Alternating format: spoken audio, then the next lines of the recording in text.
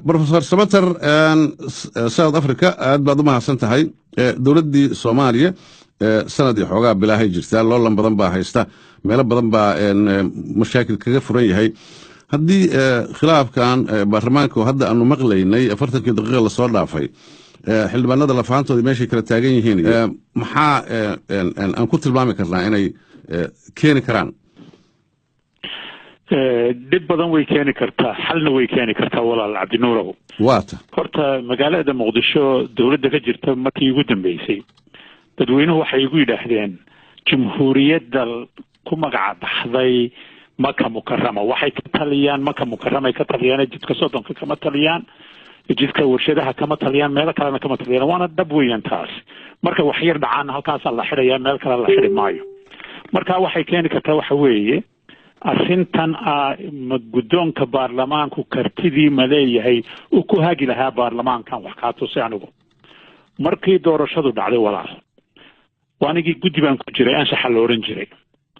markaas waraaq baa la ii soo diray oo jawaari ii soo diray oranaya Cabdi Samatar jaamacadan soo dirnay fasax ka soo qaado kaalay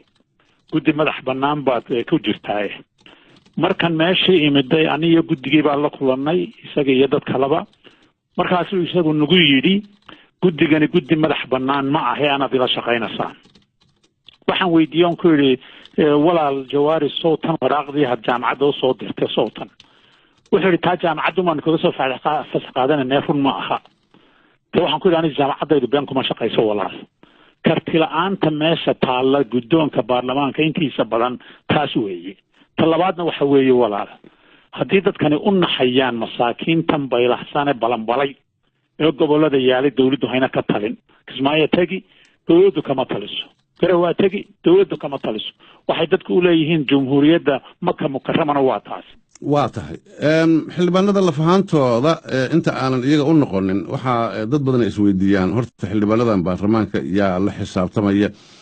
marka wadamada kale oo dadku ay cod u dareeraan oo goobo iyo cod bixinaya ay tagaan xildhibaanku qorshe uu la yimaada dadkiisu u khudbeeyaa xisbiye kala duwan halkaas lagu tartamaa mid baa soo baxa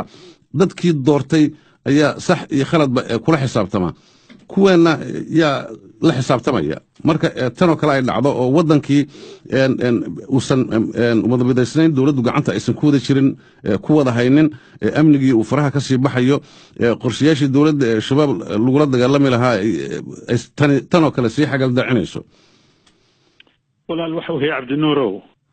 haddii ilaahay laga baqanayo dadkan baarlamaan ku jira way sheegtaan muslim laakiin dhaqankii islaamka ma laha way islaamnimadu waxay ku tursaa dadkaaga inaad u tudid wadankaaga inaad u tudid naftaadana had u tudid